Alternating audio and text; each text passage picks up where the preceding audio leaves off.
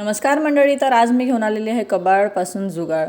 तर घरात एशियन पेंटच्या कलरच्या खूपच बादल्या पडलेल्या आहेत. तसं तर सर्वच यूजमध्ये घ्यायच्या आहेत, पण सुरुवात याच्यापासून केली. त्याला अगोदर कलर देऊन घेतला आणि त्यानंतर हे तुपाच्या बरण्या होत्यात बऱ्याच, तर त्यालाही होल पाडून घेतलेत आणि त्याला कलरिंग नाही केलं कारण ते नंतर झाकलंच जाणार आहे. तर त्यामध्ये मी चिनी गुलाब जे आहे तर ते लावायचा ट्राय करते आहे. खरं तर खूप वेगवेगळे व्हिडिओज याचे बघितलेले आहेत. खूप वेगवेगळ्या प्रकारे लोक याला लावतात आणि ते इतकं सुंदर आणि छान झाड आहे की ते कशाही परिस्थितीत कसंही वाढतं. त्याला किती वेळा तोडा तरी ते वाढतं, त्याला कितीही वेगवेगळ्या ठिकाणी लावा तरी ते वाढतं.